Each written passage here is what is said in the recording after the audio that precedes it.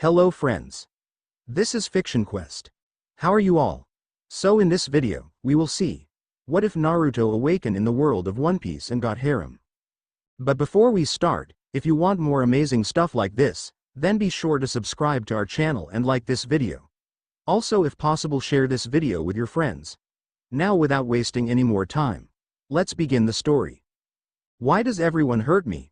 An 8-year-old boy asked himself. I didn't do anything wrong. The boy was blonde-haired with cerulean eyes, a black shirt with an orange leaf insignia, orange shorts, whisker marks on his cheeks and white skin. He was currently hiding in his house.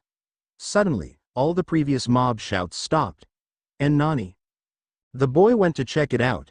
At the front of the boy's apartment was a green-haired man with a white shirt, light skin, 3 gold earrings on one ear, a green sash worn in the fashion of a belt, black pants and a black bandana tied on his right arm.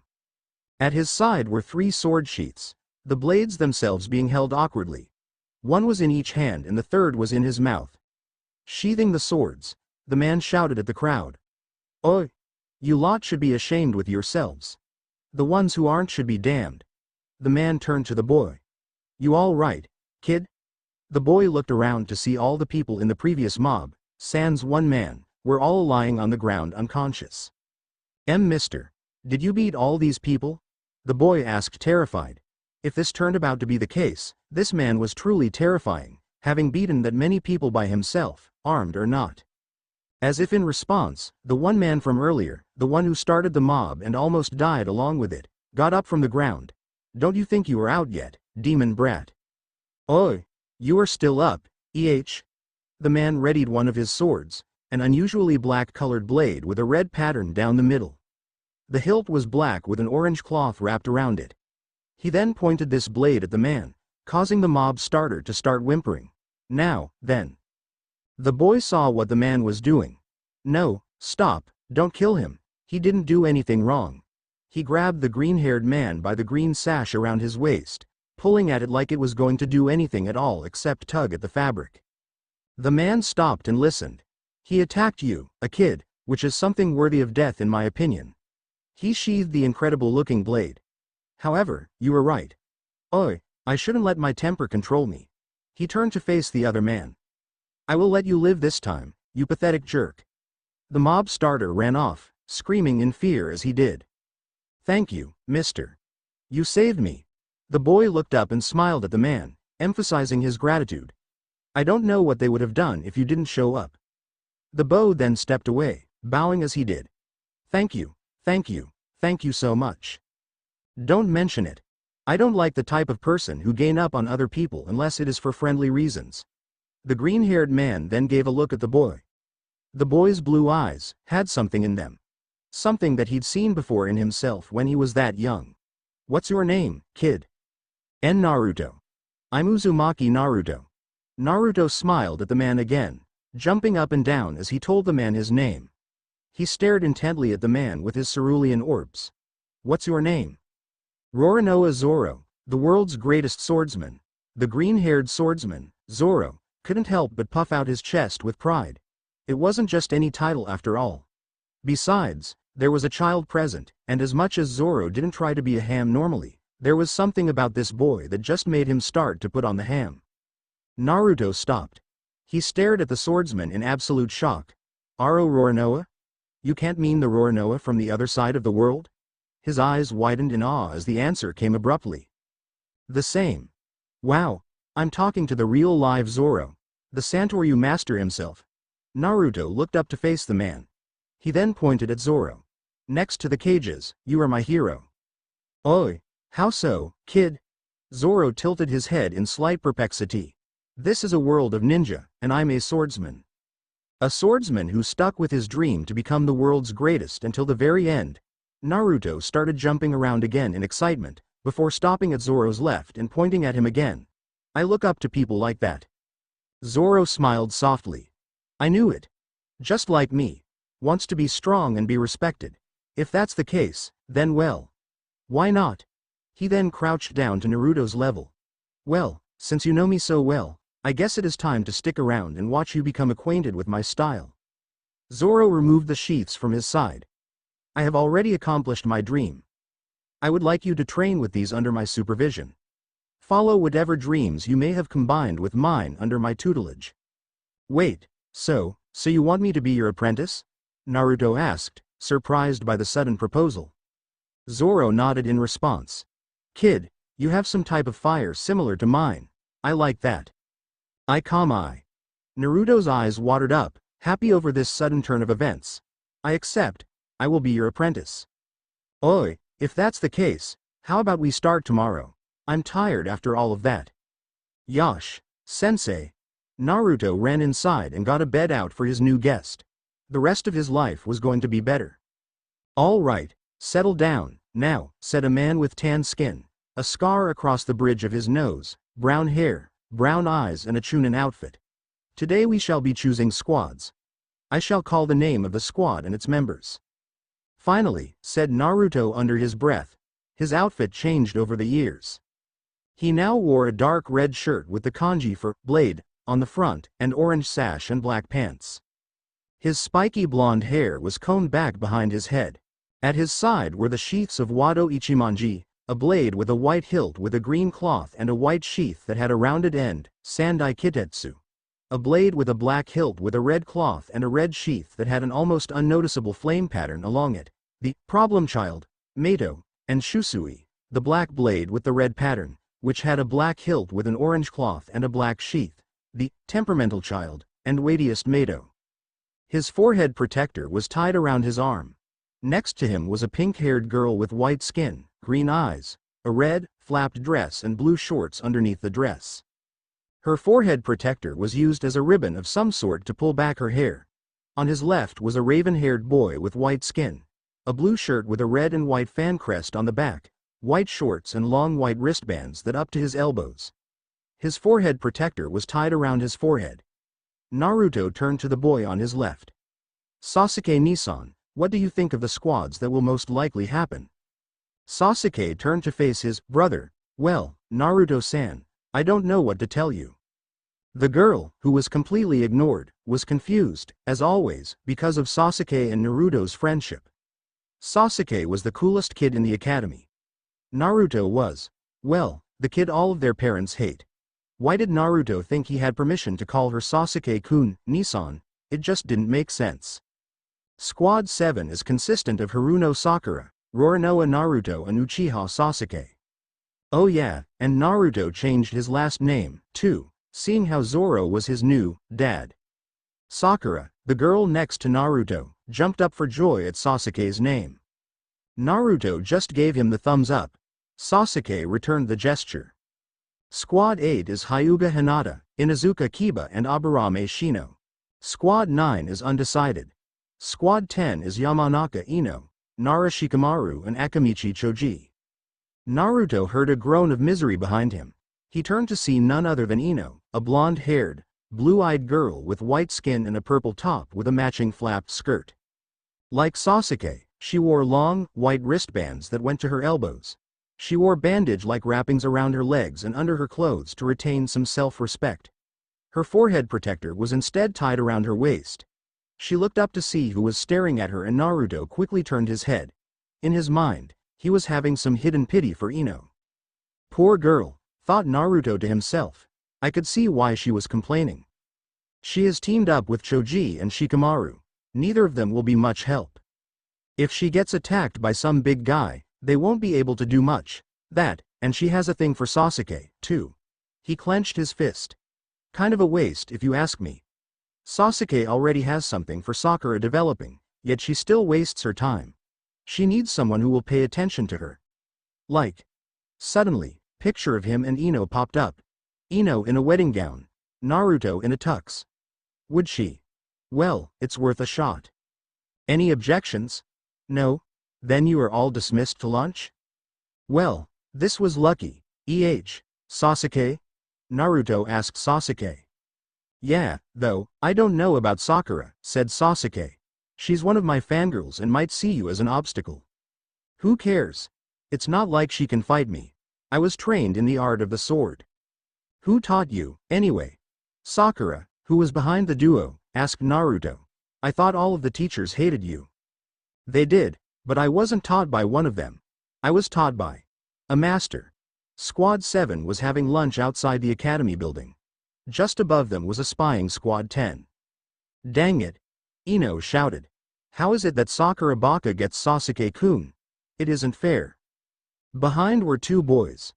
One was a dark brown-haired boy with whitish tan skin, a tan jacket with a fishnet shirt underneath and brown pants.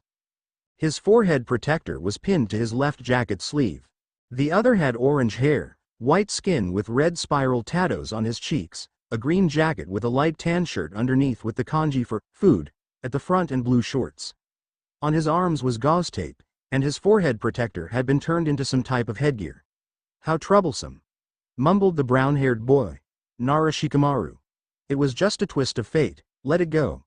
The orange-haired boy, Akamichi Choji, was just munching down on a box of rice balls. All right, fine, said Ino. She then retreated to her thoughts, and on top of Sakura having Sasuke to herself now, Naruto would just be an obstacle. A rather attractive obstacle, if I might add. I mean, he has changed a lot. He used to pull pranks all of the time. Now, he is a lot more responsible. And he looks better, too. He could never match up to Sasuke, though. She turned to her teammates. If we hurry now, we might be able to catch our sensei and leave with him or her before the others. The two boys nodded and they ran off. However, Shikamaru's sense of direction was not at its best.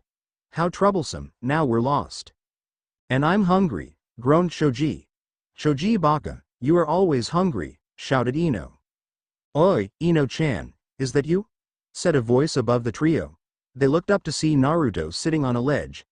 You guys are late. Your sensei has already been assigned. His name is Sarutobi Asuma. Nani? We already missed our sensei, shouted Ino. Hey, wait, what are doing here? Well, my squad's sensei is Hitaki Kakashi, and if I know the guy right, it will be a while before he arrives, replied Naruto. Oi, basically, I can afford to be late. It will just be a lesson for him. Hi, I see, replied Ino. This is kind of awkward, isn't it? Hi, I guess I should have alerted you normally. Ino-chan.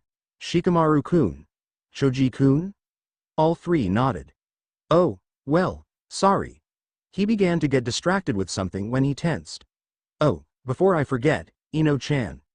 Suddenly, he got hesitative and Ino became confused. Would you like to go to Ichiraku sometime, maybe? Tonight? He anticipated her answer. Ino was shocked. Is he asking me out? Ino thought about her options for a short while. Well, I guess it could be worth a shot. She turned to Naruto. Okay, what time? Her answer made Choji and Shikamaru go open-mouthed. Oh, how's after meeting both of our sensei sound? Naruto was feeling good so far. He actually asked Ino out and she said, yes. Hi, that sounds perfect. Okay, I'll pick you up after this meeting with Kakashi-sensei, said Naruto. You're leaving? Replied Shikamaru. Oi, I've been sitting up here for a while now, so sensei is going to be really ticked off when I get there. Any later and he might massacre me, answered Naruto. He likes to make people wait, not to wait for people. Hi, I guess you should get going, then, said Ino. Okay, I will, said Naruto. See you later, and with that, he shoomed off. See you, Naruto-kun, shouted Ino. What was that all about, Ino-chan? Asked Choji. Ino turned to the other two. Well, I can give chances, can't I? Or is it against the law now? Konnichiwa, Roranoa, angrily replied Kakashi, a man with silver hair spiked up, white skin, black gloves with metal plates on them and the Jonin outfit and his forehead protector covering his left eye. You're severely late. Oi, started Naruto. I knew that if I arrived earlier on time, you would keep me waiting for 2 hours, right guys? Sasuke nodded. He was 2 hours late exactly. Way to stick it to him. Well, with all this out of the way, can we begin the introductions? Asked Sakura. Hi, replied Kakashi in a groan. My name is Hitaki Kakashi. My goals. I don't feel like telling you. I have many hobbies. I don't have any likes or dislikes at the moment. All right, your turn.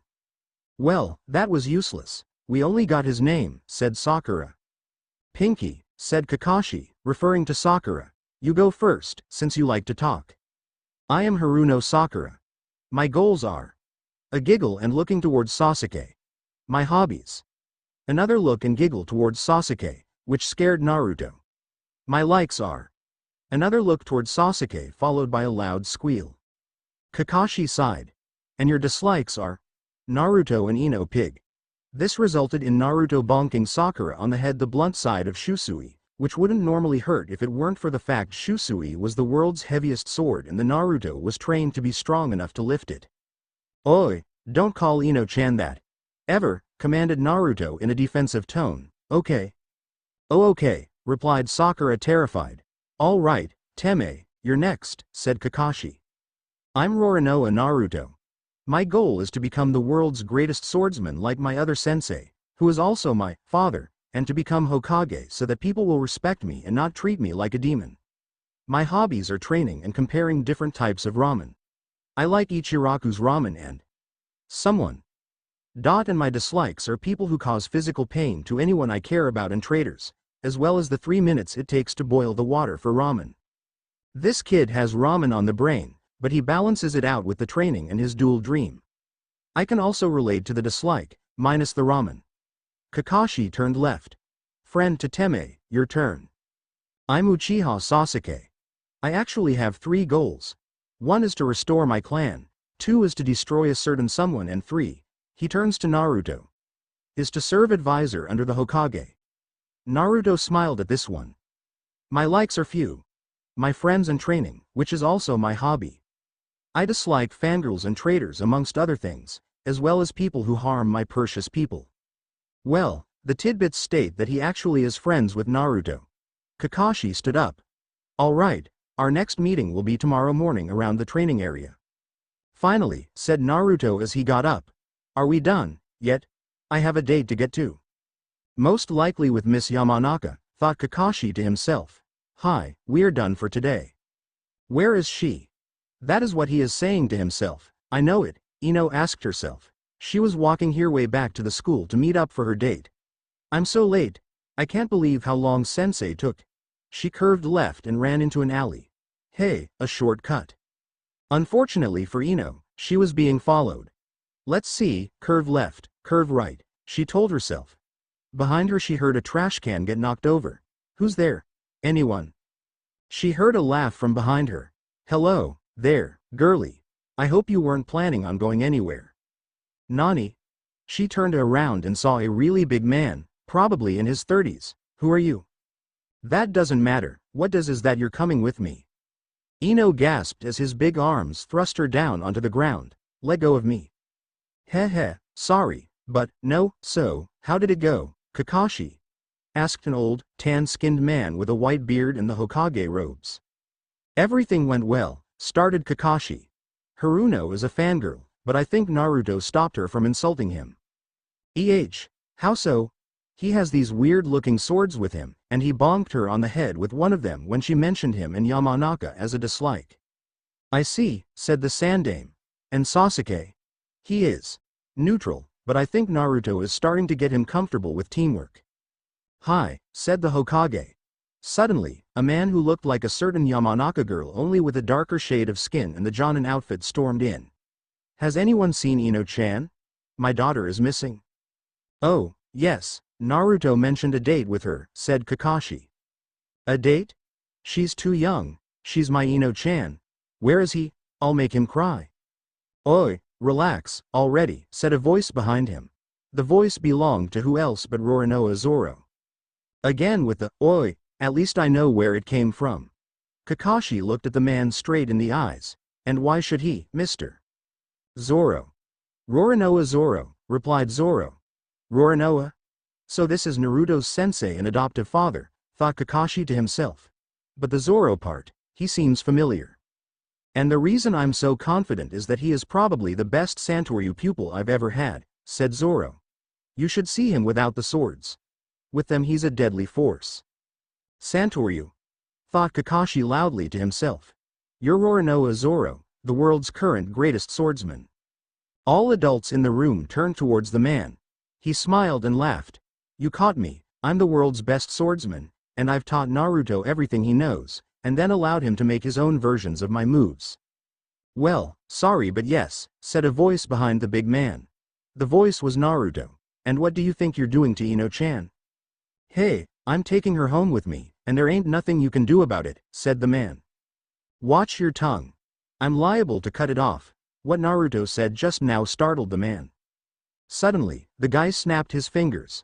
5 other big guys popped up. Sorry, but I won't let you. This girl is property of Gonzo now. Oh, really? Naruto took out the 3 swords and put them in the same way as Zoro-sensei. Wado Ikimonji in his mouth, Sandai Kidetsu in his left hand, Shusui in his right. Santoryu. Oh, a ninja swordsman.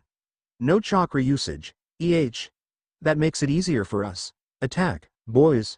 The 5 men charge. Naruto crossed his arms in front of him, Onigiri. He ran past them and slashed them so quickly that no one saw him move.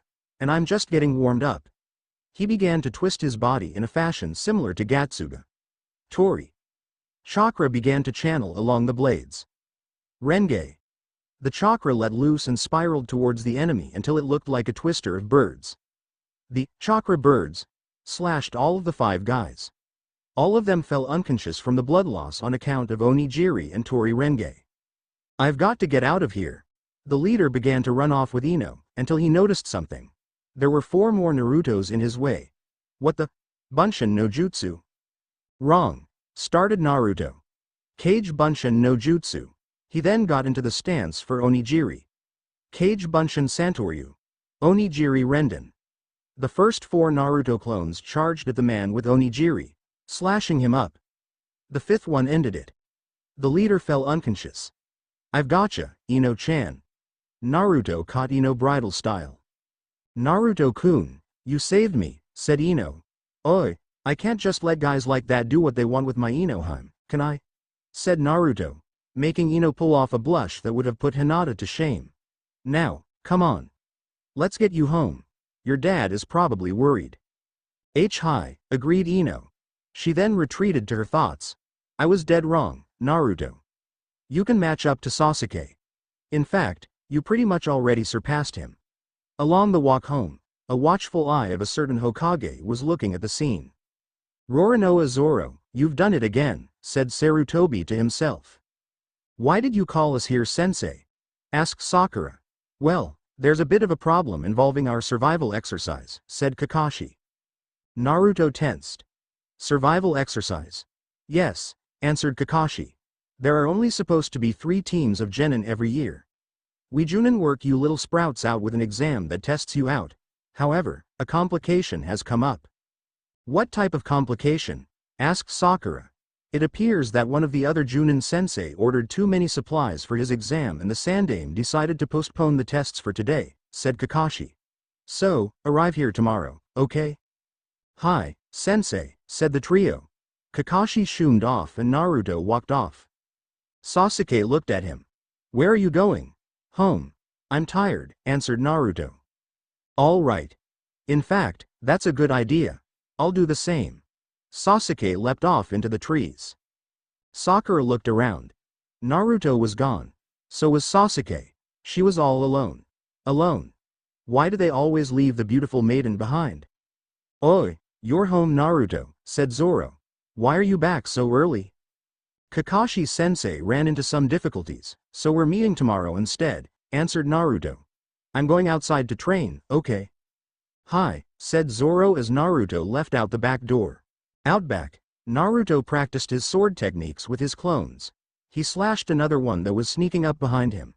He then spun around at high speed. He stopped and a red, ring-like shockwave slashed the rest of the clones. He looked around. Still too much debris.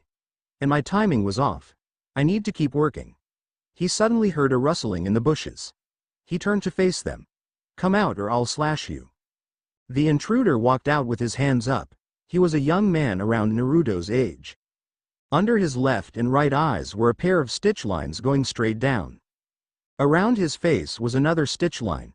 He had white skin with a dark blue shirt and a pair of black shorts with a yellow outline. Around his arms and along his legs were crisscrossed stitch lines. There was a stitch line going across his mouth as well. Ring-like stitch lines went around his fingers. His hair was a mixture of dark blue and black, and it was made into a single needle-like spike pointing downward. The whites of his eyes were green and his irises were in bright orange color. His teeth were revealed to look like a yellow zip line upon his smile. All in all, a ragdoll-like appearance. Sorry about that, but I just couldn't resist. Who are you? Naruto asked the strange-looking boy. Allow me to introduce myself since you asked.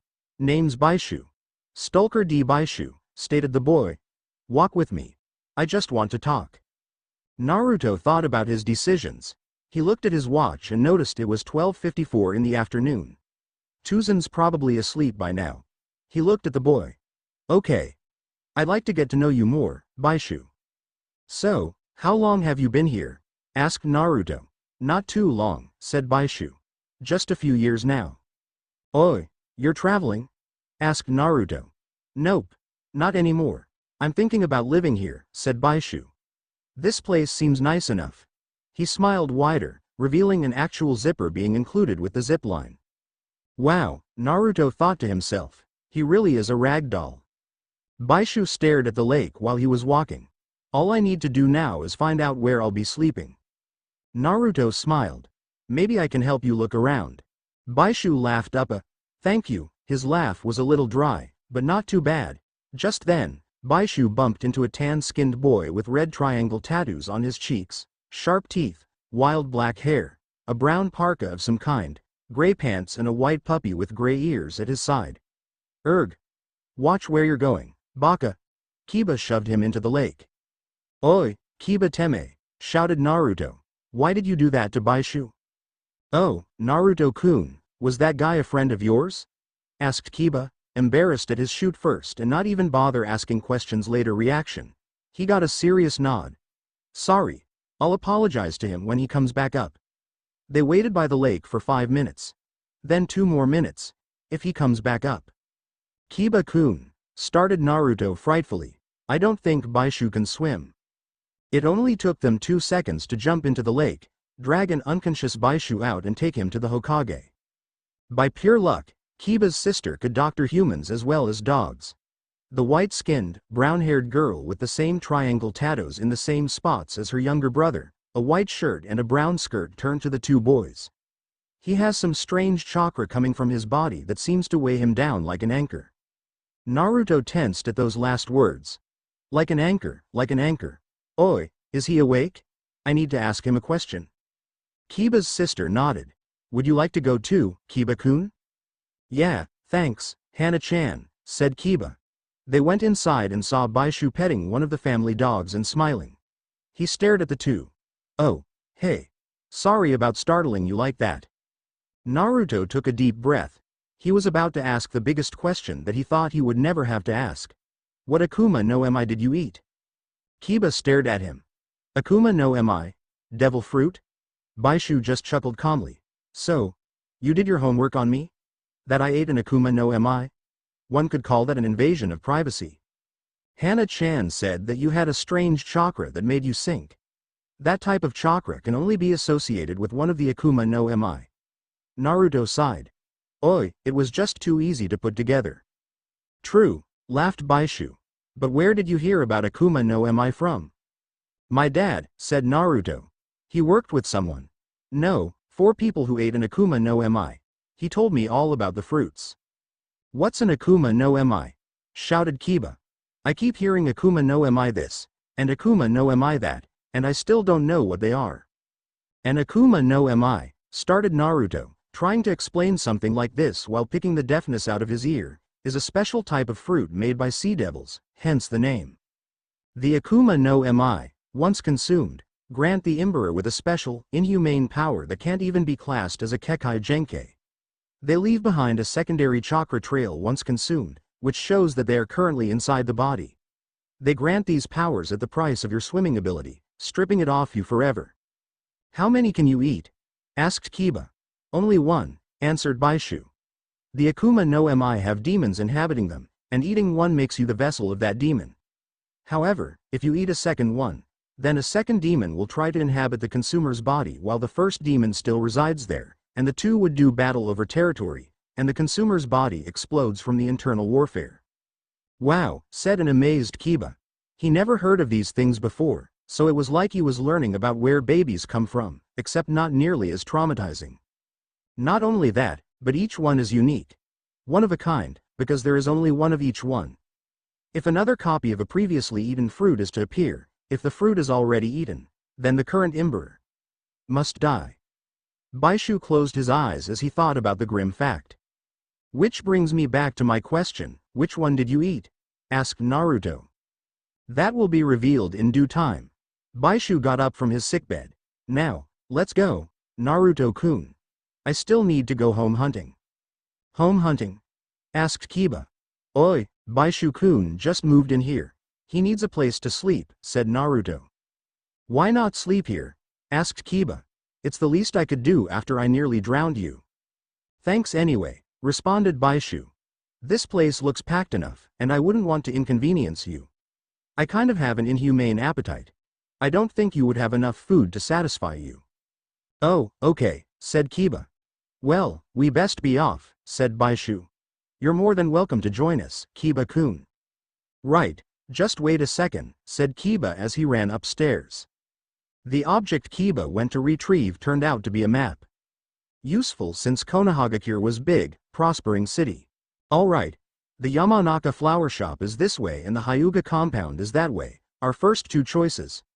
Though, it is technically our first choice, since we're going to bypass the Hyuga compound completely. They're very discriminant, -1, so because of your appearance, you would either be rejected or accepted but ripped off. Kiba analyzed the map again. And straight ahead is the Uchiha compound. We can always give it a shot, if the other places fail. Arigato, guys, said Baishu. Sure thing, said Naruto. The group headed into the flower shop first. Ino looked up to the ringing of the bells. Oh, hi, Naruto-kun. She turned to see that Kiba and Baishu were with him. However, she didn't personally know Baishu, so she was cautious. Naruto-kun. Who's that? Oh, that's Baishu-kun, said Kiba. He's a new friend of ours. Pleased to meet you, greeted Baishu with a bow.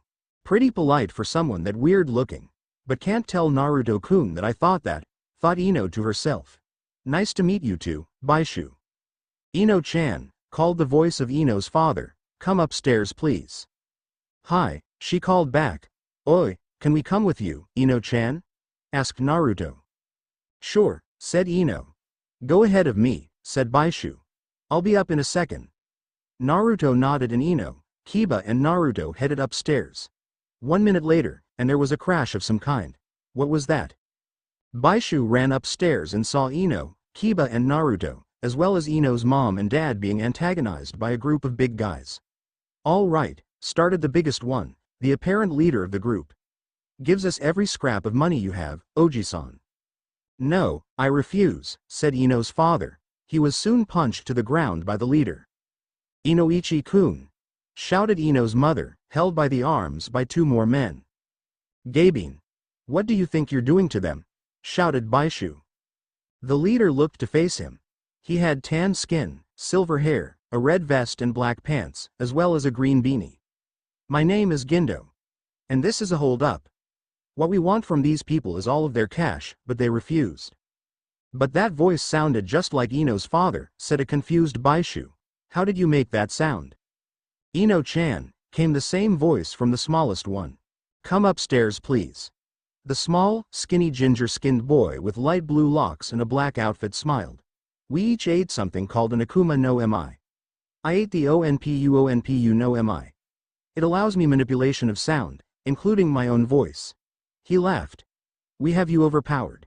Just give up. Go ahead, call the Anbu, they won't be able to dent our boss. He ate the legendary Yoroi no Mi, allowing him to become invincible by turning his body into armor. Like so, said Gindo as his upper body turned into armor.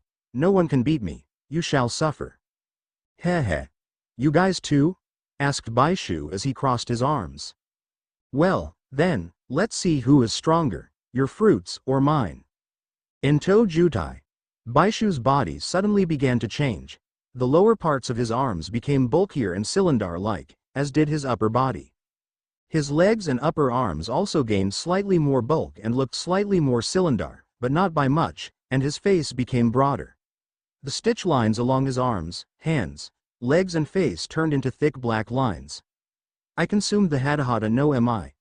It grants full manipulation over my body's shape. He used his large arms to punch a hole in Gindu's armor. This was a rather quick victory for Baishu. He punched out the rest of the group. The only one left up was the boy. Give up yet? The boy laughed. I lied earlier. Those guys are my crew, not Gindo and Iki's. We just say that to confuse people. Gindo and Iki's, your brothers? Asked Baishu. We have always been Nissan and Aniki. But I've always been stronger. The boy stood with his chest puffed out, taking a large amount of air in. Otakari. He exhaled and a screech in the form of a hurricane force blast of air pushed Baishu. Arg, grunted Baishu as he blocked himself with his large arms. Somehow, the screech was so sharp, his arms were getting cut up by the sound. It was also deafening. The boy laughed as Baishu panted, the blast of air knocking the wind out of Baishu. Allow me to introduce myself, shouted the boy. I am Otadu of the Do brothers.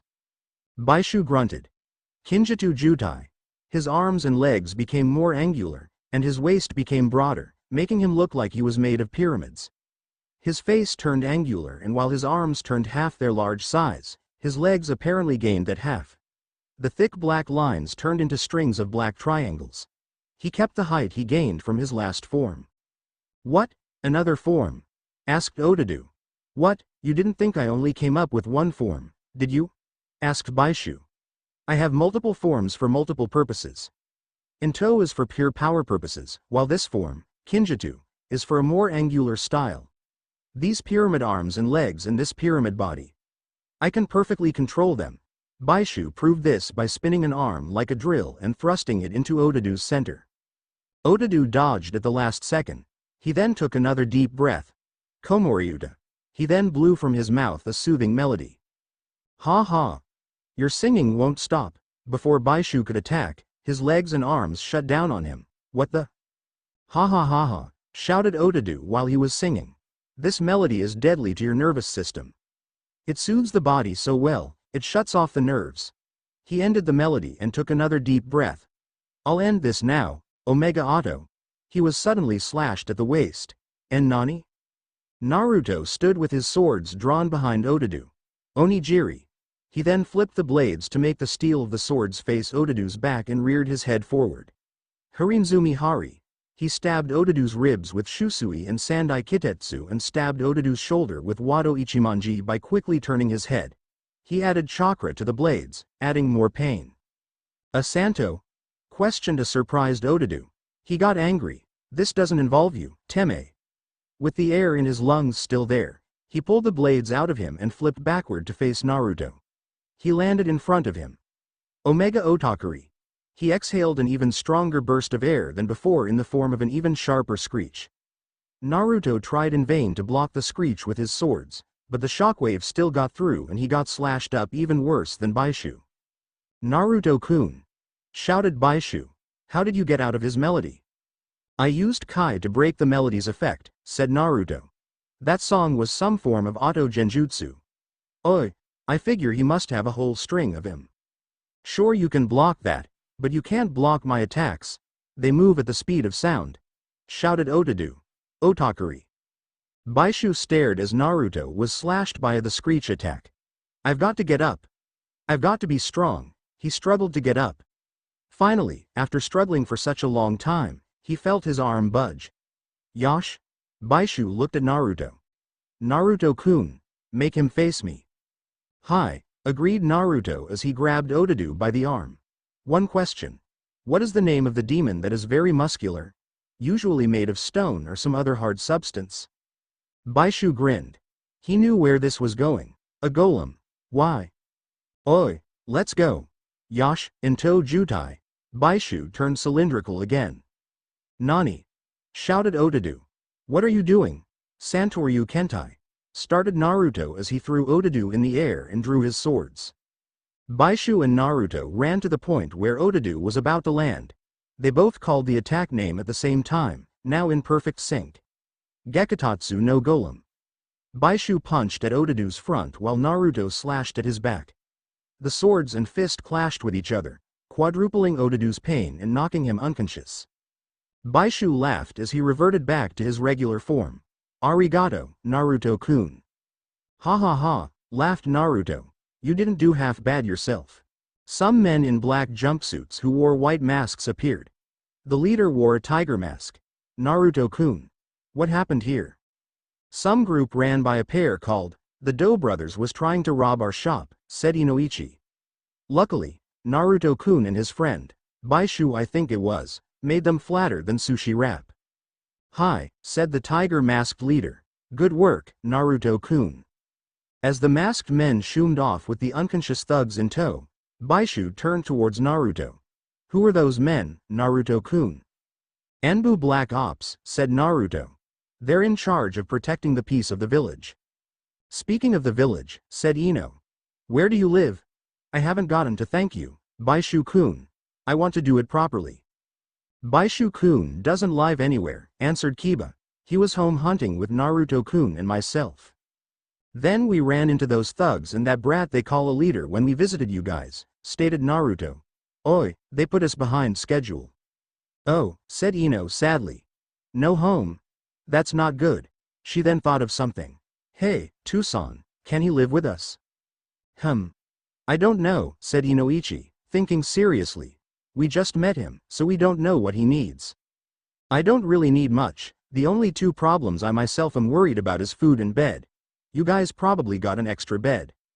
3. Actually, interrupted Ino. My teammates Shikamaru and Choji sometimes come over and spend the night, despite someone's disapproval. Ino took a glance at her father. The third was for Sensei, but he doesn't come over, much to somebody's delight. Another look at her father at somebody's. Then there's just food, said Baishu. My appetite makes my restaurant bills terrifying. Also taken care of, said Inoichi's father. Choji is of the Akamichi clan. If your food intake is anything like his clan's food intake for a single individual, it will just keep us prepared for any of Choji's and Shikamaru's visits. He's also a big eater, isn't he? You'd think the boy was black hole. Weird. I recall a restaurant chef saying that about me once, said Baishu before they laughed a bit. Ino wiped an imaginary tear off her face. So, is everything taken care of? Baishu smiled. Hi, that's everything. So, where do I sleep? Are we actually going to do this survival exercise today, Sensei? Asked Naruto. Or did someone mess up again? Don't worry, Teme, said Kakashi. We will do the exercise today. But first, the rules. Kakashi held up a pair of bells tied together by a thread. These are the objects that you must steal from me to pass. You must each grab a bell if you hope to pass. But, Kakashi-sensei, started Sakura. Aren't there 3 of us and only 2 bells? That's the catch, said Kakashi. The person who doesn't get a bell before this timer goes off. Kakashi lifted up an egg timer, gets tied to a training log and goes without lunch, as well as gets kicked off the team. The trio gulped and looked at each other. However, the look that Naruto gave to Sasuke and Sakura said something different than theirs. Something's off here. All right, started Kakashi. Are you ready? Go. Sakura and Sasuke hid behind a pair of bushes. Naruto grabbed Sandai Kitetsu and unsheathed it. He pointed it at Kakashi. You're gone, Kakashi-sensei. Chakra began to swerve along the blade. Naruto ran his hand along it, and the chakra smoothed out to form a blue coat over the blade. Atoryu. Hirin. Kakashi smiled beneath his mask. Ooh, chakra conduction, huh? Impressive. Naruto slashed at Kakashi and a sudden flash of blue fire appeared. Hitoryu. Kaden Kiri. Kakashi jumped out of the way comically. That was a little too close. Naruto began to run up to where Kakashi was about to land. Hitoryu. Kaden Ushi Ugen. He stabbed as Kakashi, who blocked with a kunai, landed. The blade melted through the kunai and Kakashi hopped away. Sasuke just smirked. Nice, Naruto-Nisan. You're doing excellent. Sakura just smiled widely. She didn't know that Naruto was so strong. Kakashi glowered. Enough is enough, said Kakashi. He reached into his kunai packet and pulled out a book. What is that? asked Naruto, rather awkwardly. It is my copy of Icha Icha Paradise, thanks for asking, answered Kakashi, smiling immaturely. Naruto jumped at that name. Nani? Icha Icha Para. That's a pervert's book. Kakashi frowned. Thanks, I know can make fun of your reading material when you bring it.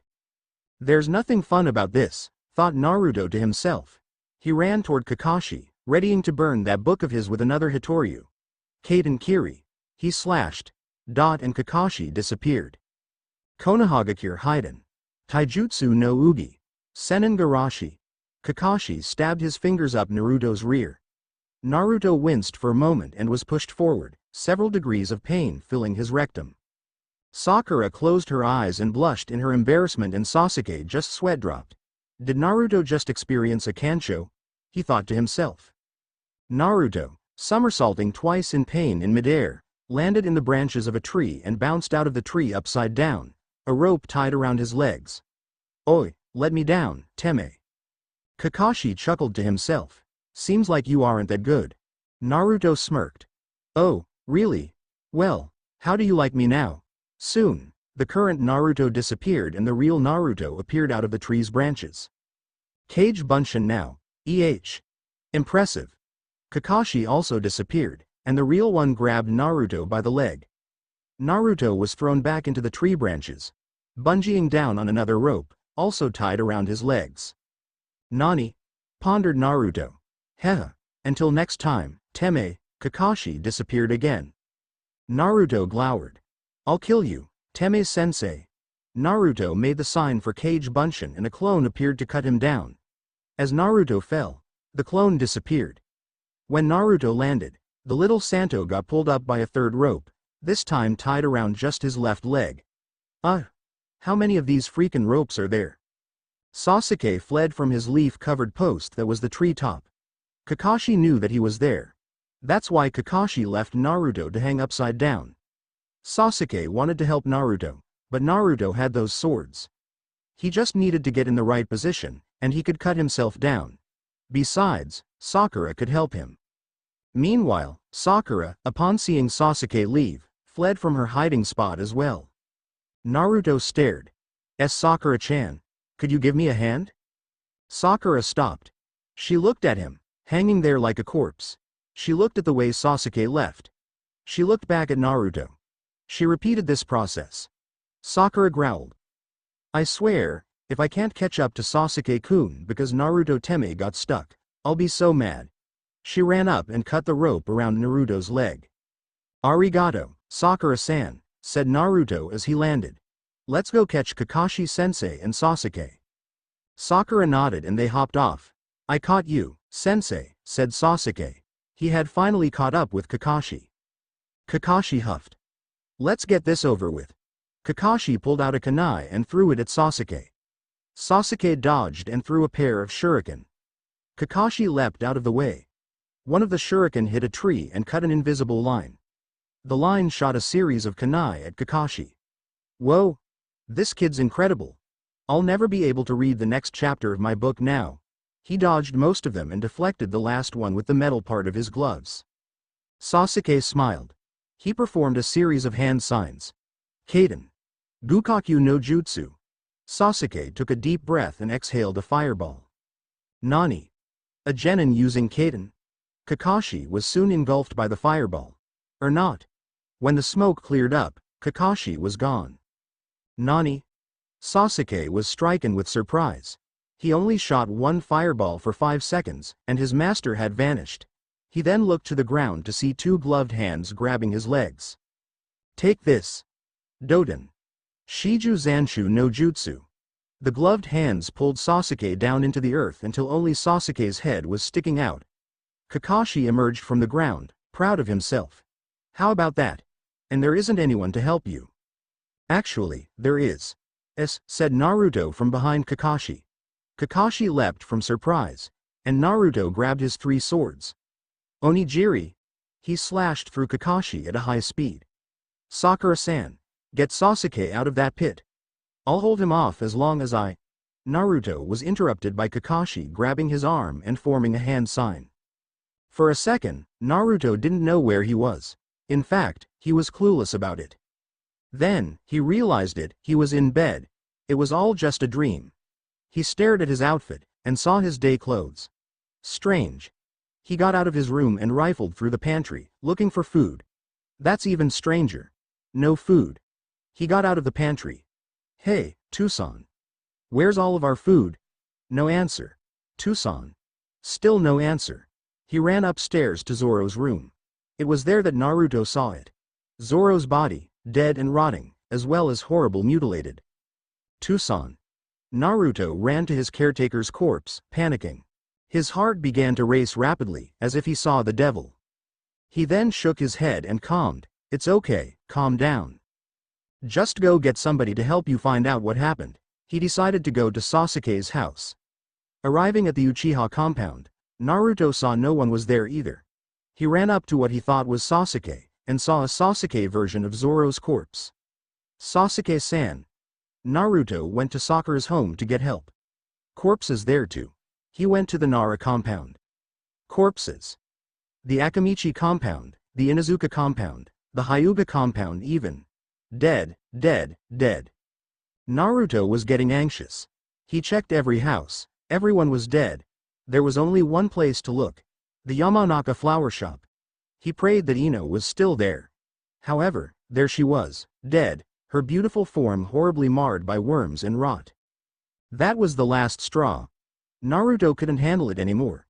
Everything was spinning, spinning, spinning, always spinning. He grabbed Sandai Kitetsu and unsheathed it. He raised it to his neck, ready to slice his own head off. He was just about to cut. Naruto! Shouted a familiar voice. Naruto opened his eyes. He looked around and saw the field where the exams were being held. Sasuke and Sakura were huddled around him. Sasuke? Sakura? Kakashi-sensei put you in a genjutsu, Naruto, said Sakura. I was able to release you after a while, but it was strong. Ag genjutsu? Naruto suddenly grew dark. A genjutsu? Naruto unsheathed and snarled. Sasuke, move over. Sasuke noticed that Naruto was about to slash through him if he didn't get out of the way, so he complied. Naruto snarled at Kakashi. You damn bastard, making me see that. Kakashi frowned greatly under his mask. This was not expected. Nobody usually behaves like this towards the Shaku Atoshiana no Jutsu. They usually cower. But him. He's infuriated. Naruto began to charge all three blades with some form of red chakra. He ran up to Kakashi and spun his body around 360 degrees. Santoryu Ugi. Akaran. Naruto slashed the air and a red ring tore apart the forest around them. Kakashi somehow managed to escape. Phew. This has gotten out of hand. Naruto cooled off. He stood up in a Santoryu stance. Sasuke, let's finish this teme. Yash, replied Sasuke. Sasuke grabbed Kakashi by the arms. Naruto grabbed the sheath and prepared to swing. They were ready to do it. They were gonna do it. But, unfortunately, the timer went off, and the trio was forced to go back to the training logs. They all sat in wait for the words, "You failed." However, much to their surprise, Kakashi came with a smile. Well, congratulations. You guys actually did well. Naruto was confused. What do you mean, sensei? Isn't it obvious? Asked Kakashi. The purpose here was teamwork. Not to get the bells. The purpose was to try to get the bells from me using teamwork. Sakura tensed. That means the whole bell charade was to split you up. Correct. Kakashi frowned. However, it didn't work out exactly like that, did it? As the exam progressed, you all pulled each other's weight, and that was just enough to get you all a passing grade. Does that mean? Started Sasuke. Yash. Tomorrow, we begin our first mission. From here on out, under my guidance, Squad 7 is a full-fledged shinobi team. Kakashi gave each of them a dramatic thumbs up. Baishu stared at the morning sun in his window. The glare was bright and flashing. It was warm against his stitched-up skin. Baishu stared at his arm. He growled at the marred and stitched-up appearance, comparing it to that of everyone's skin, which was unmarked. Damned fruit. Look what it did to me. Soon, Ino knocked on his door. Baishu-san? Is something wrong? You've been in there all day. It's time for lunch? Baishu slowly got up. And worse yet, I'm the only one here with an Akuma no Mi power. I'm not just alone because of appearance, but because of power, too. This family I live with. They only pretend to enjoy my company, but I know that it is possible that somewhere in their minds, they're degrading me. All through lunch, Baishu slowly ate the pork tempura that Ino's mother made for him, distracted by his sad thoughts but kept a smile on his face to not worry them. Ino stared at Baishu's face. Her parents never noticed it, but on days that he took hours of time in his room, he always had a small, unnoticeable twitch at the corner of his mouth. She retreated to her thoughts. What's wrong with Baishu? After lunch, Ino brought Baishu behind the building to talk with him. All right, Baishu. Is there something wrong? The corner of your mouth has been twitching ever since you got out of your room, so don't say no. Baishu winced. His drawn-on smile, out of lack of focus, turned into a frown. He didn't attempt to change it into a smile. My appearance. Appearance? Baishu-san, that's really strange to worry about. That sounds like something a girl like me would worry about, said Ino. Not my weight, I mean, my skin. He showed her his arm, which had the stitches it always had. Every freaking inch of my body has stitches on it. See?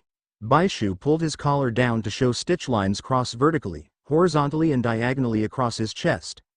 I look like a freaking rag doll. No one but a freak looks like a rag doll. He hung his head sadly. I should just leave and join a freak show. I can see my name now. He held his hands to show the drama of a sign. Stulker D. Baishu. Human rag doll. Or better yet, Stulker D. Baishu. Surgery gone wrong.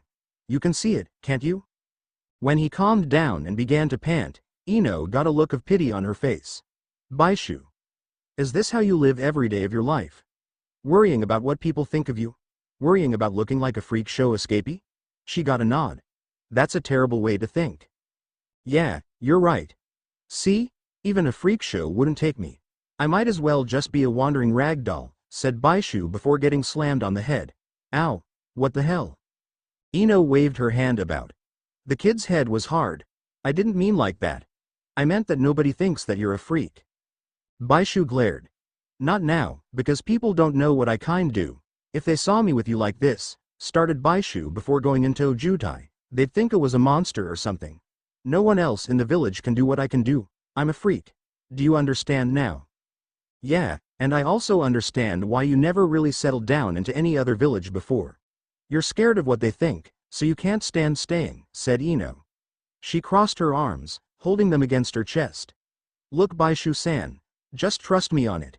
If anyone said any of those things about you being a monster, or a freak, I would hear it first, and I would rip off the mouth that said it the moment they said it. Baishu went wide-eyed with surprise.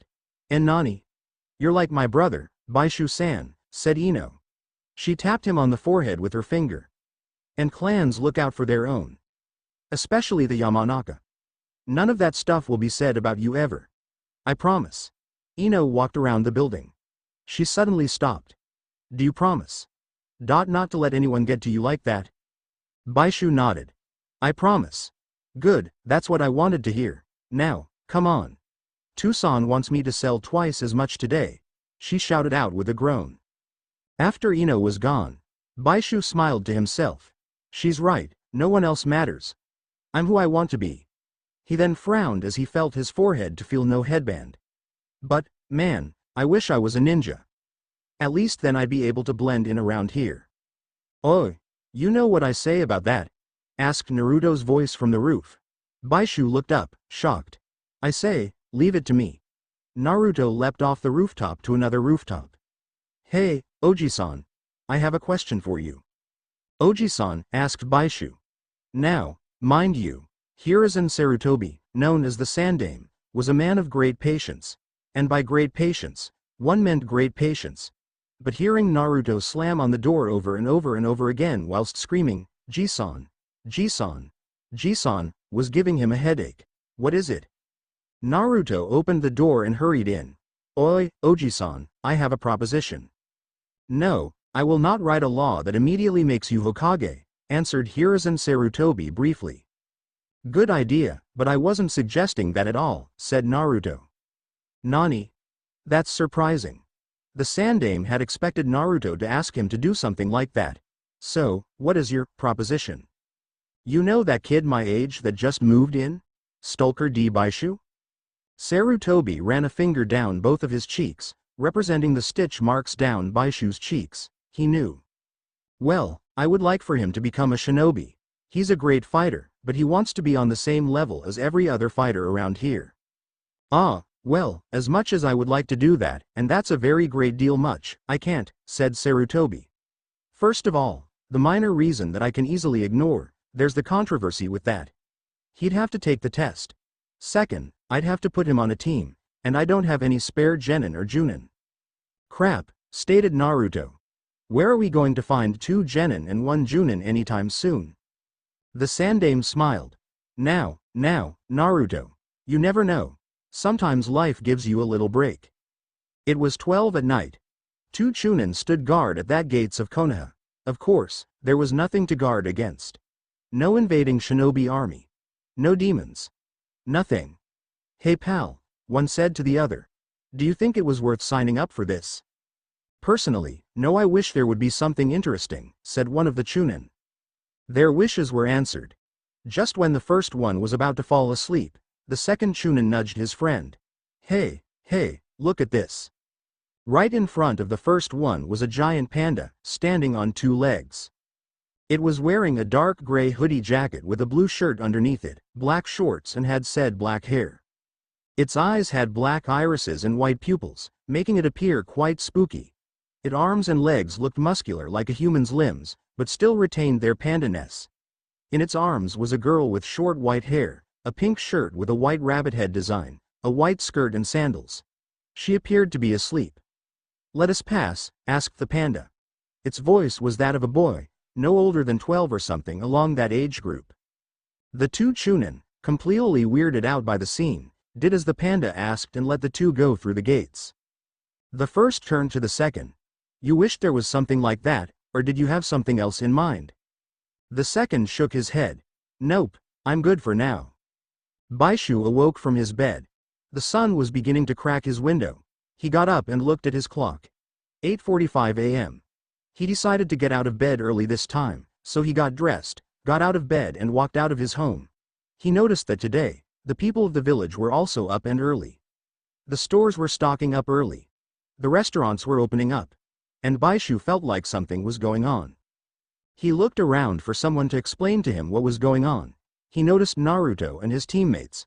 Naruto-san. Naruto turned to Baishu. Oi, Baishu-san. What's going on? That's what I wanted to ask you. The stores are opening up awfully early around here. Sakura jumped in before they could continue. Naruto-kun? Who's this person? Indeed, he doesn't look like a ninja. Sasuke was intrigued by the ragdoll-ish boy. This is Stalker D. Baishu. He's a friend of mine. He just moved in with Ino-chan, said Naruto. Why'd she let a rag? Sakura stopped herself. She figured the boy was sensitive about the word ragdoll, and she didn't want to offend. Unfortunately, Baishu put what she was saying together. He gave her a long glare. I heard that.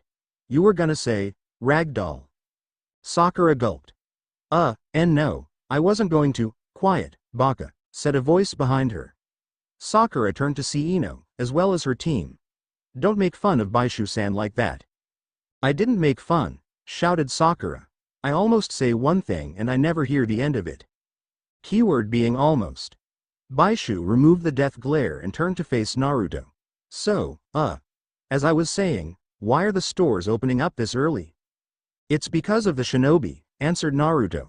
All of these stores are preparing for help from a ninja squad. Help? Yeah, see, here's the thing. Being a nin isn't all about kunai and shuriken. Baishu pointed to Naruto's blades. Or swords. Basically, plenty of times a day, a nin squad, alongside their junin, has to go on missions, assignments made by various people inside and outside the village. Each mission is placed into one of 5 ranks. D rank, for genin, C rank, for genin and chunin, B rank, for chunin, A rank and S rank, for junin. Oh, I see. The higher rank you are, the safer it is for you to take a higher ranked mission. Of course, said Naruto. As I learned yesterday, some people are more than happy to abuse the mission system to assign work they don't want to do themselves. Quiet, Baka, shouted Sakura. She slammed a fist over his head. Be respectful.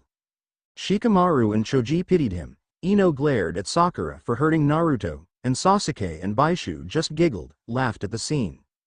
Baishu stopped laughing and wiped an imaginary tear from his eye. So, where do you guys report the missions to? The Hokage's office, replied Sakura. His assistants are given the missions by the clients. Then, when the mission is accomplished, the client gives the assistant they appealed to the money. They just request? Asked Baishu, tilting his head with a confused look. Of course, Baishu, stated Ino, smiling at her guest's antics.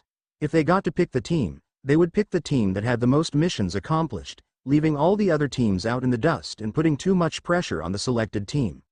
So, the Hokage picks whoever gets to perform the task. Oh, said Baishu. Well, good luck then. Well, ain't that funny? You said that when we were leaving the office. Naruto chuckled. Our clients are a pair of newcomers to the village. It's a D rank, and they basically need escorts around the village to get themselves familiar. Can I come along? Asked Baishu. I want to see what it's like. Don't get too excited, said Sasuke. D ranks are pretty bland. I don't mind. Baishu, Naruto, Sakura and Sasuke went one way while Ino, Shikamaru and Choji went another way. Baishu became confused again. Aren't you guys all on the same mission? Troublesome. No, Naruto, Sakura and Sasuke are one team. Myself, Ino and Choji are on another one entirely. We got different missions. Potato gardening for us, escort and guiding for them. Shikamaru scratched the back of his head. Well, sorry if I'm not a ninja. Baishu walked off with a HMPH, as if Shikamaru was insulting him. Naruto, Sakura and Sasuke, who questioned why they were following Baishu when it should have been him following them, but followed suit. After a while of walking, they ran into an unusual pair. It was the girl from the gate and a boy with hair, eyes and clothes similar to the giant panda from the gate, but was around Naruto's age with white skin. The boy approached them. Are you the team I requested? Naruto looked surprised. The clients. He nodded. Hi. You needed to be guided around Konoha? That would help, yes, said the boy. Allow me to introduce us. I am Gorosei Shijo, and my friend here is Tsukiko. Shouted the girl. She almost literally bounced over to the trio. Nice to meet you all. Said trio was caught off guard with her energy supply. Sasuke was the first to regain his composure. Nice to meet you, too, I think. Sakura was still busy noticing their ages. Can you guys even pay for this? Shijo stared at Sakura with his odd-looking eyes. We have some money left over. Okay, said Sakura. Well, what are guys doing here alone? Did you two elope? Tsukiko eeped at the guess, while Shijo just blushed. No, nothing like that. The blush went away. How about I tell you over lunch? At that moment, Squad 7 and Baishu all had a rumbling stomach. Naruto looked up. Sounds good. They stopped at a ramen shop, much to Naruto's liking. He began to slurp up his noodles. So, you were telling us how you got here? He asked, Baishu slurping even more noodles at his side, despite his zipper teeth. Shijo's sweat dropped. I'm starting to think that I might not be able to pay for the mission after all. He looked at the vegetarian ramen he ordered. Well, basically, it starts off with me. I used to be a member of a small family, who lived on the ocean's waves by ship. We went from country to country by sea, making stops to buy supplies. 2 days after my 9th birthday, we stopped at the Fire Country for a bit, intending to only stay a week. Of course, my father was paranoid, so we decided to bury the money we found in case someone decided to steal it. He frowned. How right he was. 5 days later, a group of bandits decided to burn down our boat, kill my parents and look for the money hidden by us. They never found it. Only I knew the location at that point. When they decided to leave, I made quick work and dug up the money. I knew I would need it.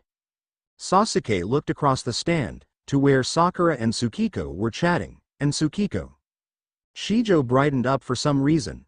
Ah, yes, she's an interesting one. Doesn't remember her family, friends or home, yet can still keep smiling despite the burden. He slurped some of his ramen quietly. I ran into her, truth be told. She was asleep on the stump of a tree. She awoke and saw me, and we talked. We decided journey together, finding it to be logical given a talent we share. Shijo quickly finished his ramen, noting the chef's impatience. After finishing, he gave a girl across the counter the bowl. And, after much village hopping, we found a suitable home here. And thus to familiarize yourself, you need an escort. HN. Sasuke smirked. All right then, we'll make this quick. Sakura and Tsukiko finished their orders as well. Naruto decided to pay for the meal and make it easier for Shijo to pay for the mission, despite Shijo's protests.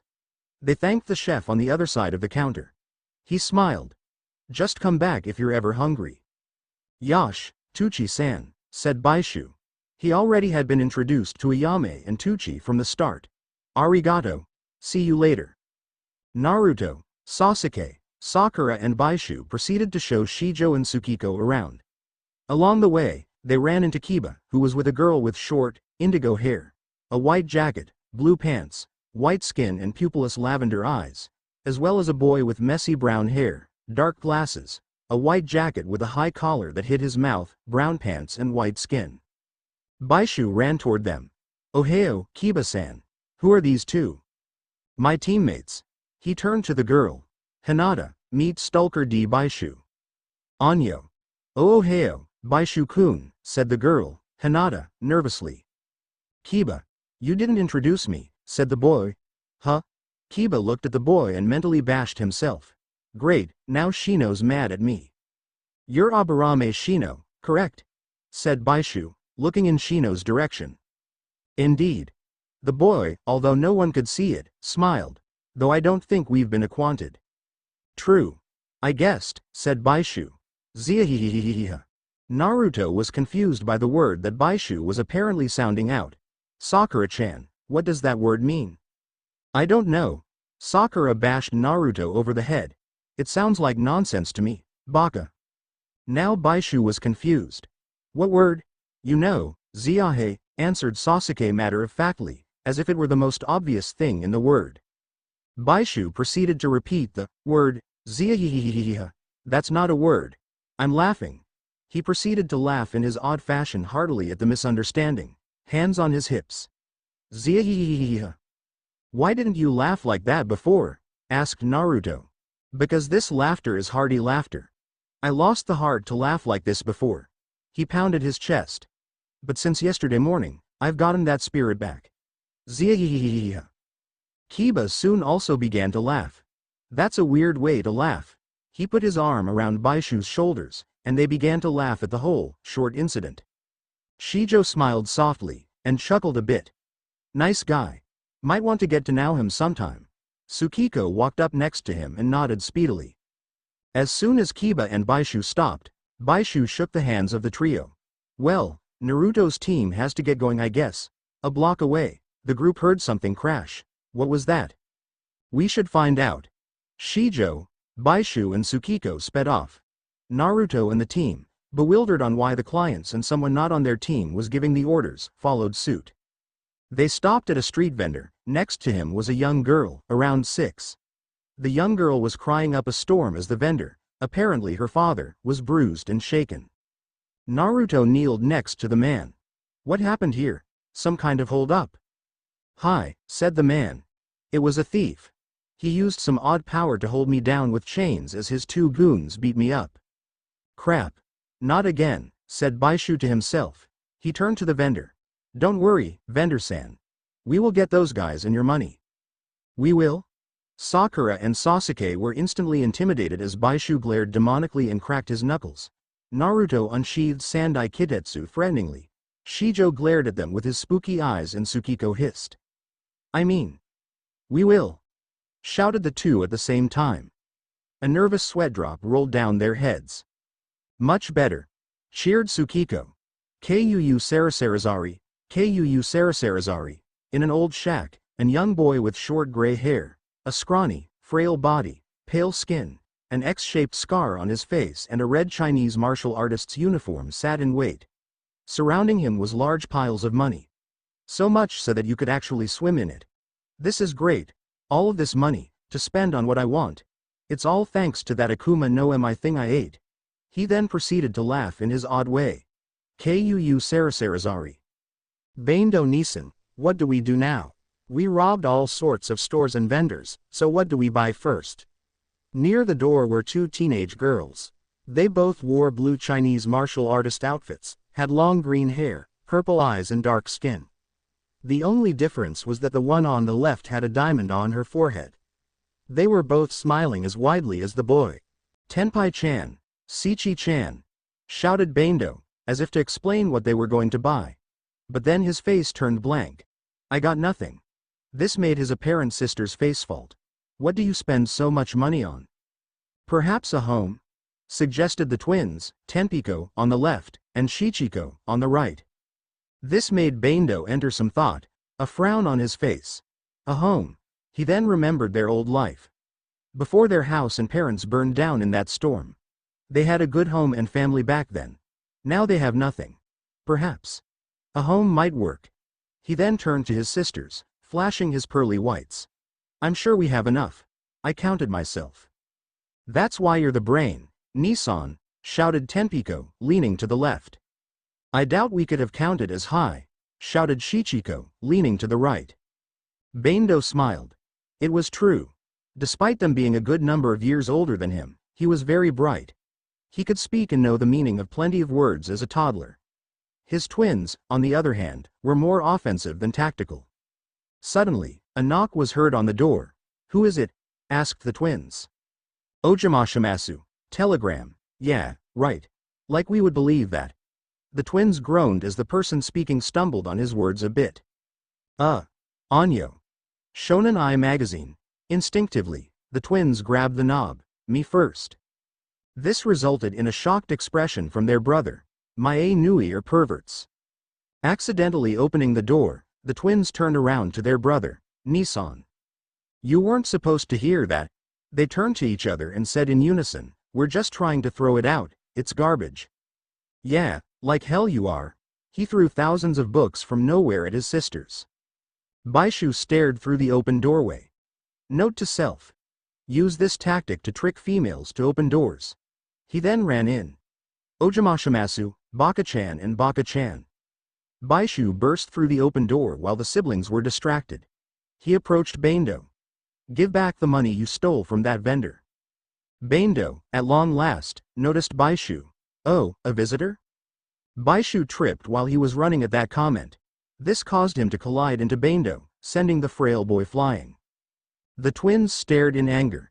Nissan. Why you big? The charged at Baishu at the same time. The clapped hands, and both flipped in midair. We practice Nibai Kenpo style. Get ready. They brought their legs down into a double heel drop. Nibai Kenpo. Taiyo Getsu Shugeki. The heels headed straight for Baishu's head. As he was unwary, he had to turn around to see them. Just before the duo hit, a pair of panda paws appeared. They grabbed the two twin legs and threw the duo away. Baishu just stood wide-eyed, his mouth gaping. Shijo. You're in. You're in. Yosh. Shouted the panda from the gate that stood in Shijo's place. The eyes and hair fit perfectly on it. I am a werepanda, due to the Kuma Kuma no Mi model. Panda that I ate. Kuma Kuma. Dot and model means zone? A zone fruit user? Sugoi. The first one I've seen. Baishu took a long gander at Shijo the werepanda. Sugoi. But wait, is it really that useful? Baishu. Pandas are stronger than they appear, answered Shijo. Especially around the defensive area. I can still attack, but defense is my specialty. Of course it is, stated Bando, slowly getting up. It's because of the unique layer of fat pandas are known to have due to evolution. The Kuma Kuma no Mi model. Panda takes that characteristic and turns it into a slight offensive and major defensive advantage. A smart one, asked Shijo. You must be the thief. Leave Nissan alone, shouted Tenpai. Nissan, get away, shouted Tasuki. As Bando went to the side of the room. The twins charged at unison, then got into the same stance, though in opposite cardinal directions, in front of Shijo. A fist in front of them, a fist behind them, and their legs in a kneeling position. Nibai Kenpo. Ni Yan Ken. The twins entered a Hun-Gar-style punch, then proceeded by leaning forward and punching him with both fists simultaneously. Shijo just stood there as his panda fat absorbed the impact. What was that? He asked blankly. Are you two trying to tickle me, because it's not working? The twins just jumped back, and when the comment went through, went a gasp at his response. He didn't feel anything, Sichi-chan. Thought Tenpai to her sister through a twin's telepathy. What do we do, Tenpai-chan? This guy's panda body has some type of defensive power. Obviously, they didn't listen to what the trio of Baishu, Shijo and Bando were saying. Until now. Wow, the fat really does help, remarked Baishu. Indeed, said Shijo with great pride, thrusting out his werepandaform's large stomach as if it were a trophy. We were blocked by body fat. The twins screamed in their heads at unison, once again going wide-eyed and aghast. They were even more shocked when they saw that the next attack was a kick from Tsukiko. That was more mature and taller with white fur covering her arms, legs and chest, whiskers, rabbit ears and a fuzzy rabbit tail. The kick itself was powerful. I guess since Shijo-kun's cat is out of the bag, I'll set mine free, too. I ate the USA no MI, which allows me a rabbit hybrid form and a full-on rabbit form. She wagged her tail a bit and giggled. His dark eyes looked towards the duo. But I myself prefer the hybrid form. How about you guys? Anyo. Stumbled Baishu a bit. He retreated to his mind. She's kind of cute like this. He looked to Shijo, who was busy hiding his blush. Glad I'm not alone in this issue. The sisters bashed headfirst into a wall.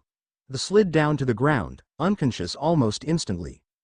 Baishu shuddered at he himself being lucky to not be on the wrong side. I feel very bad for the guy who breaks her heart. They will die, no buts about it. Tsukiko noticed the damage and giggled.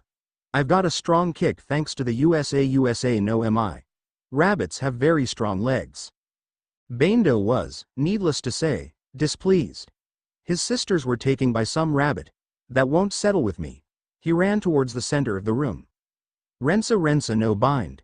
He struck his arms out and they turned into a series of several chains. The chains all shot towards a ceiling beam, then snaked down and wrapped around Tsukiko. Eek! Screeched Tsukiko. She leapt away from the chains before they had a chance to completely trap her. Crap. His arms reverted back to normal. Take this, Usagi witch. Rensa no bind. This time he kicked and the foot turned into multiple chains that shot at Tsukiko. Tsukiko noticed this and tried to get away again. Unfortunately, the chains managed to grab her legs and restrain her. She was then flipped upside down as chains sprouted from those chains and lifted her up into the air as they wrapped around a ceiling beam. She squeaked and tried to wrestle the chains off. Stop it, Teme. Put me down. Tsuki-chan. Shouted Shijo. He ran towards her captor. He then stopped and prepared a paw, leaving it open. You don't treat a woman like that, Gaki. He then slammed the paw, fist onto the back of Bando's head. That's something I developed. Using the enhanced strength my fruit naturally grants and the developed wrist bone in of a panda, I created a powerful technique. I call it Nikukyu Ken. Bando coughed up blood at the strike. He then turned and glared at Shijo the werepanda, his legs still remaining as a bunch of chains. You hit me. Not even Kasen or Tucson did that. He let his rage get the best of him and punched Shijo. Shijo took the weak punch, letting his panda fat absorb what impact there was. And I know why. He prepared another paw. You weren't worth it. Nikukyu Ken. He struck at Bando's center this time. Bando coughed more blood. His face showed more rage, but then stood blank, and he smiled. Kuasarasarazari, he slowly laughed, before laughing louder. Kuu Sarasarazari. He sneered at Shijo. You moron. You left yourself open. Rensa no bind. His left arm turned into chains that launched at the werepanda. They pulled the werepanda past the ceiling beams, creating a hole in the roof in the process, then pulled him down to the floor, hanging him upright. Kuu Sarasarazari. Look at the game I trapped today. You may have trapped the panda, but not the human. Shijo reverted to his human form. In this form, I can escape through the wide space. The chains tightened and constricted on his human form. He was choked for a second, but squirmed a bit and could breathe again. He squirmed and wrestled a bit longer, then stopped. Worst idea of my life. One size apparently fits all. Now then, said Bando, very stressed by now. If I get hit one more time, I'm going to. Into Jutai, shouted Baishu, punching Bando in the back. Bored to death. That's what I am. Bando held in the blood and swallowed it. He turned to Baishu, glaring evilly. You. Are. Dead. He outstretched his right hand and focused. Mori Heberin. The hand turned into several chains with harpoons at the tips that shot at Baishu. Whoops! Shouted Baishu, as he reverted back to normal with a backflip. This soon proved useless, as the chains slithered in midair like snakes to gore him. Baishu leapt away as they hit a wall, then returned to their controller and changed back into his hand. Baishu just stood, contemplating. I don't get it. How did he do that? He asked out loud. This coming from a shape man, said Bando to himself. He then spoke aloud to the trio. Listen up, people. Just like you three, I ate an Akuma no Mi. To be specific, it was the Rensa no Mi. My body is that of a chain man, allowing me to produce chains from my body parts. I can also, as you saw from the Usagi witch, create chains from those chains. You can also add harpoons to those chains. I see, said Baishu.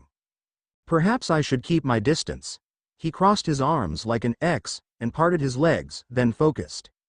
Ako Jutai. His arms and legs grew in length and became skinny and lanky. This was continued by his fingers and body. His face also became skinnier. He soon became around 7 or 8 feet tall, and his stitch lines thickened and greatly darkened. Also, the stitches on his arms and legs stopped crisscrossing and straightened out in a pillar fashion. Now let's try. He prepared his right fist. This, he punched, and the stitches on his right arm stretched to allow the punch to rocket straight at Bando. The arm continued to grow, forcing the punch to push Bando. This sent Bando headfirst into a wall, forcing his frail body to cough up more blood, which resulted in poor Tsukiko and Shijo swinging back and forth repeatedly and quickly.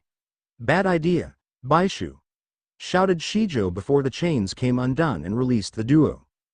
Tsukiko used her leg strength to get up. Actually, that was a good idea. Who knew that would work like that? Asked Baishu, sweat dropping at his lucky strike. He then gripped his arm and it retracted with a sickening snap. Ow! That sounded like it hurt, said Shijo, shaking his head. It did, very much so, agreed Baishu. I hate using this form, but it does help me stay away from the enemy. Indeed. I'm guessing you ate a hata no Mi, concluded Shijo.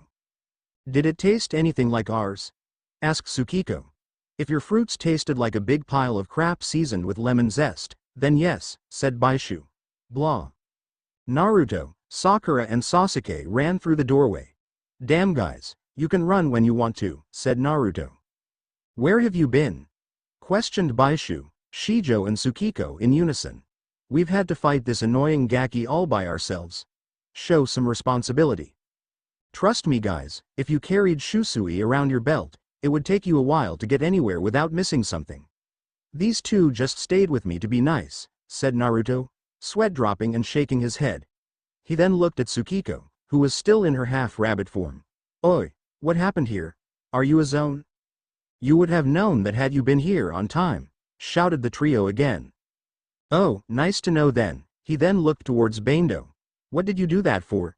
Is he the thief? At this point, the trio gave up on Naruto, and decided to just answer him, yes. Nice job. Disappointed on missing out though, Bando suddenly moved his arm. He then slowly stood up. Upon standing up, he glared menacingly and demonically. That's it. Time for my deadliest attack. He charged and clapped his hands behind him. Kyodai Sushiana Rensa. He outstretched his arms and they turned into chains. Thousands of chains that interlocked with each other and, eventually, formed a large web that trapped the four. Worse yet, the web began to tighten. Baishu grunted. Great. Now he can form a spider web of chains and strangle us with them. Any ideas? Asked Shijo. I could probably cut the chains, but... Naruto then remembered. Wait, if you heat metal to a high enough degree, then it becomes weaker, just like rock.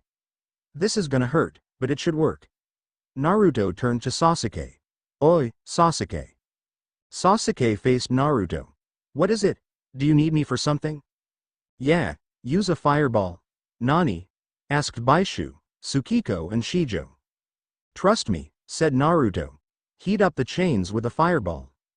Sasuke thought for a moment, then realized what Naruto was getting at. Yosh. Just sit back and relax. Sasuke formed some hand signs. Kaden. Gokyaku no Jutsu. He opened his mouth and exhaled a large fireball at the web. Upon impact, the metal chains superheated. Yuwa! Shouted Baishu in pain. What the hell, Naruto-san? Naruto winced, trying to ignore the pain, and unsheathed his 3 swords with his open hand. He placed one in his left hand and struggled to put one in his mouth. Santoryu.